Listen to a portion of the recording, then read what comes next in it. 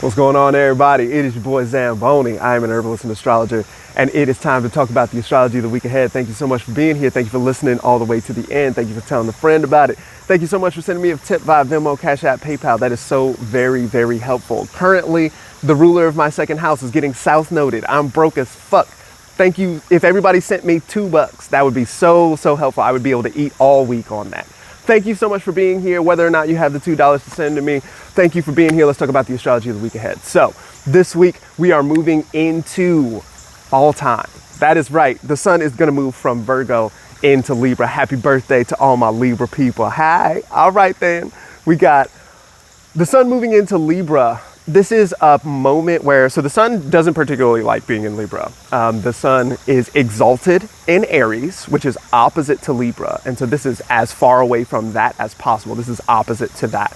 This is the moment where we start having, in the Northern Hemisphere, where astrology was developed, we start having more darkness than light for this period of time. So we're going to have that for a period of time here. And what I think is really important to think with this time, that happens every year. It's not like particularly special, but I think this time in particular, it's going to be a real important, like, navigating darkness, being close and cozy with darkness, with the uncertainty that can come with darkness, with the, with the sort of moral relativism that can come with darkness, these kinds of things. I think that this is likely to be a super important part of this season that we're moving into. Speaking of the season, I in fact did a quarterly forecast with my homies Cameron Allen and Palace Augustine. Check that out on the podcast. That'll probably be out on Tuesday, something like this, Tuesday, Wednesday.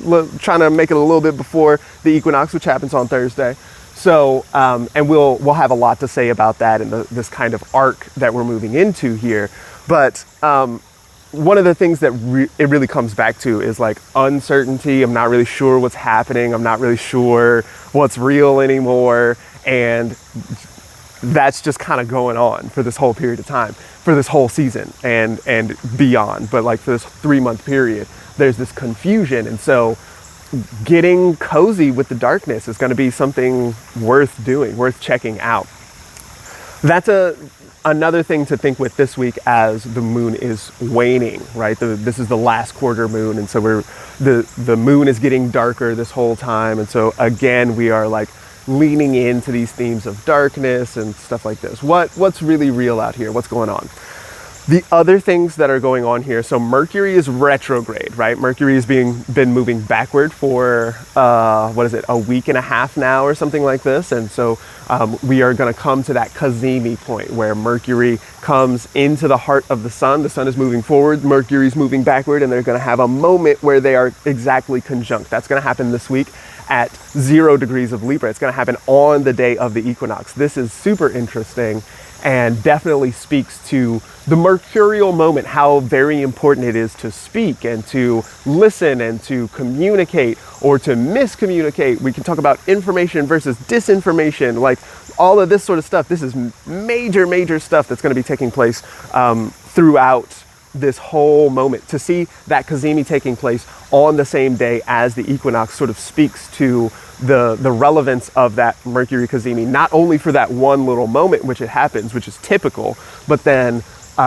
throughout this whole 3-month period, we're likely to see this Mercury Cazimi showing up here. So when I think of a Mercury Cazimi, I definitely think about like getting a special message from the king. I say that every time, but especially this is the retrograde one, right? So we're definitely going to be looking into interior concerns. We're going to be there's like a strong emotional component. And again, we as a culture, as a people, are typically pretty like not that good at sort of listening to your heart and understanding what like proprioception, what's going on with your body, with yourself on it from an interior perspective. And so this is going to be a really good time to listen to that. Listen. The information this week is going to be real weird, and it's hard to know what's true and what's not true.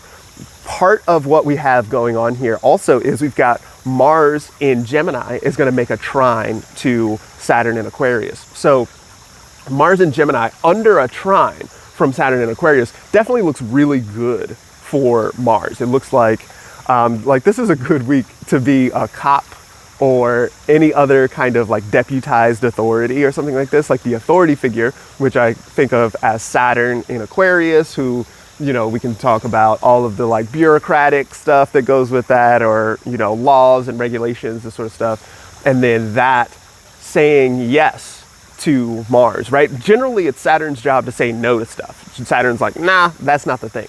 But a trine aspect is the aspect associated with Jupiter, and it's Jupiter's job to say yes to things. And so what we're going to see is Saturn signing off on whatever Mars wants to do. So from a geopolitical level, we might think of like authority figures using deputized authority to you know, do whatever the Saturn plan is. At this point, Saturn's like running out of time here. And so we might see some desperate measures show up. I've been thinking a lot about and reading a lot about like what's going on with central banks and inflation and this sort of stuff. And it looks like whatever happens, the measures that are going to have to be taken or that are going to be taken are likely to be desperate, right? And so we can see authority figures operating from this place of desperation, and then Mars like saying yes to Mars. Go ahead and act on the thing. Go ahead and invade the thing. Go ahead and go for it, whatever that is. On a personal level, then we might think about this as being like, you know, like having... One of the things that's important to remember here is that Mars is in Gemini. And so Mars in Gemini is going to be ruled by Mercury in Libra, right? Or and for half the week, Mercury is going to be in Virgo also, because Mercury is moving backwards, and so is going to regress from Libra back into Virgo, which is a comfortable sign for Mercury to be in, but then that puts it in opposition to Neptune. It's also right there, closely conjunct Venus in Virgo. Venus is like maybe a little like it's a lot. Venus in Virgo is like a little too much on the details and stuff like this. It's a little bit. It's like extremely focused on the one little thing, right? And so Mars then in Gemini is likely to have confusing or unreliable information, potentially because of a focus issue, right? So it's going to be really easy on a personal level. It's going to be really easy to focus on one thing or focus on the minutia of a particular situation. Venus in Virgo is also going to look at it and is likely to see flaws or problems, right? So if there's a small problem somewhere in the situation, then there's likely to be a moment where it's like, all right, we've got to fix that. We've got to go, we've got to problem solve and handle that business right there, right? The trouble here is that Mercury retrograde is likely to confuse things.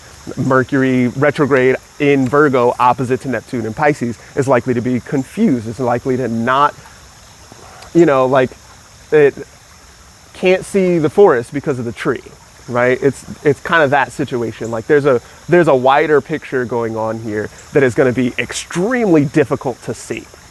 And so this kind of gets back into like, okay, so the information is no good here. And so what then?